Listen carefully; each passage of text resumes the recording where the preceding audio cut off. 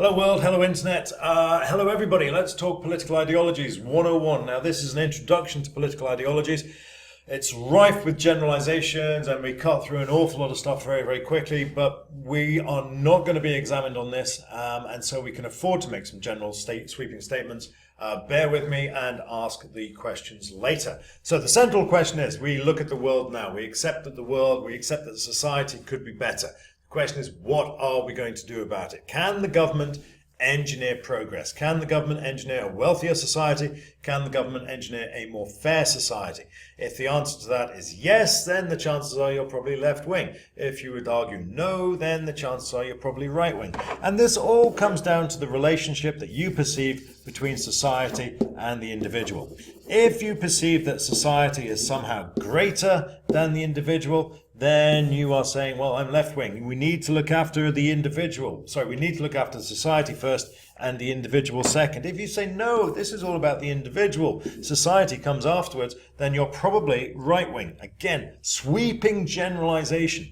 But the fundamental question here to answer, is society more or less than the sum of its parts? If society is more than the sum of its parts, then you're left wing. If you argue, well, society is really just a collection of individuals, no more no less, then you're probably right wing. Again, apologies for the sweeping generalization, but ideologies are all about generalizations. You can't achieve specific answers to the million and one questions that life, the universe, and everything poses. So we establish that, we can live with that for the time being. Let's move on. The areas where we will tough out this particular ideological background are fairly straightforward. We need to look at government. What is the role of government? Is the role of government about engineering progress, or is it about encouraging people to sort themselves out? So there is a key difference there, and I hope that's fairly clear. The economy is equal. Is the economy about creating money or about creating jobs? Now, you may think that that's the same thing, but it's not necessarily the same. And when we go on to the next presentation, we'll explore that in a little bit more detail. But again, is the economy the servant of society, or is it a means by which perhaps we can make society better still? What about that society? Are we going to talk about individualism or communitarianism? Is society a collection of individuals, or is the individual just a lonely member of society? Again, is society greater than the sum of its parts, or is it really just the parts? And foreign policy, well, we don't need to worry too much about that, but we'll come and look at that again when we look at the principal parties that still remain. So, left wing or right wing? Left wing, you would argue that the government can and therefore should engineer a better society. And again, the key idea is that individuals without society just doesn't make sense. And so we need to look after society. Society should be fair. No one should profit more than anybody else by being a member of that society. And we'll achieve that through social engineering and indeed through economic engineering. That means a lot of government intervention. Government telling you what job you can do. Government telling you how much tax you have to pay. Government telling you which school you have to send your kids to. That sort of thing. So we're trying to engineer a fair society. And within that, we'll see a massive redistribution of income from the rich to the poor. And the government will be focusing on low unemployment, so everybody has a job. And we'll probably nationalize some companies in order to achieve this particular goal. So we will essentially create jobs through nationalization and running businesses on grounds other than profit. On the right wing, we say only individuals can improve society, and so the job of the government is to help individuals help themselves. There is a profound skepticism of the effectiveness of government action here. Government always gets it wrong, is the argument on the right wing, and so the best thing to do is to let individuals sort it out for themselves. How do we do that? Well, we create a stable society. If society is stable, then people know where they stand, and the only way to do that is to have everybody playing by the same rules. That way we don't need to worry about social upheavals.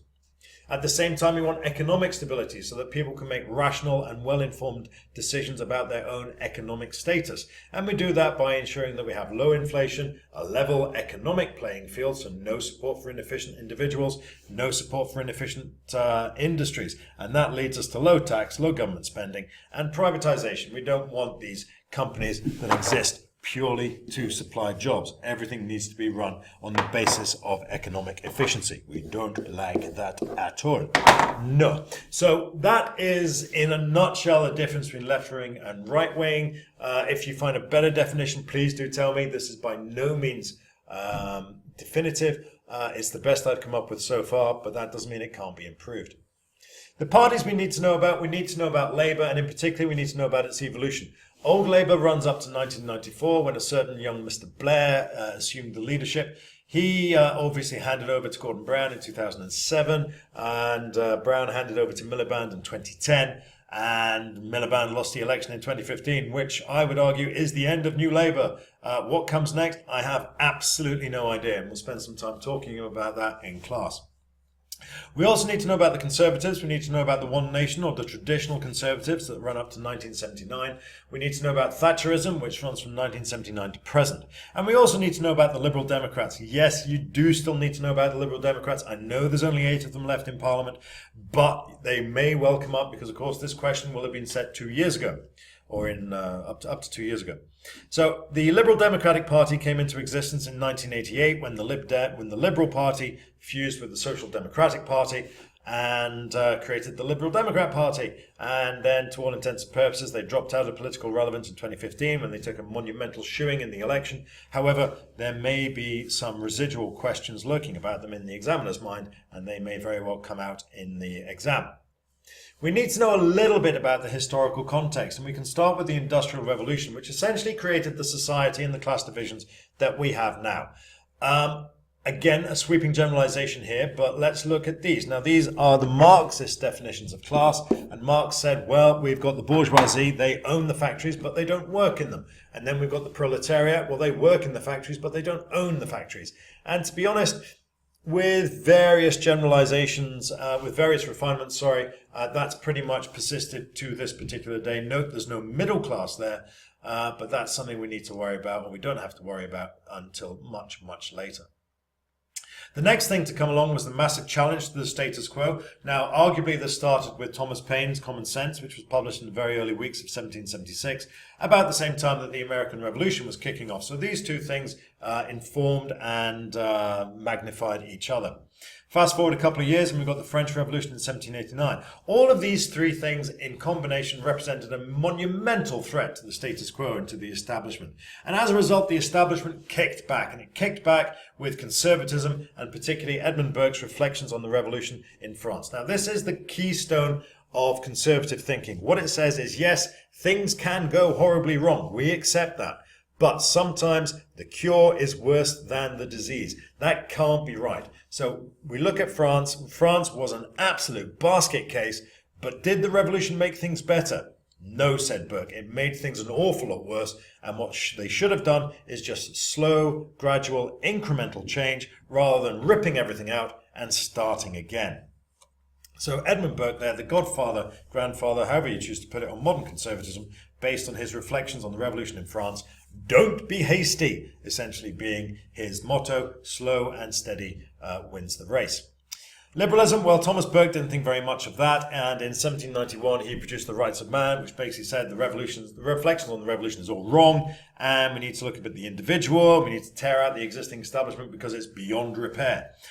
Socialism took a lead from that. There was some socialist reflections within The Rights of Man, and Chartism probably is the first coherent attempt to introduce some sort of socialist model in the United Kingdom at any rate. And then in 1848, Karl Marx and Frederick Engels really started the socialist race with the publication of the Communist Manifesto.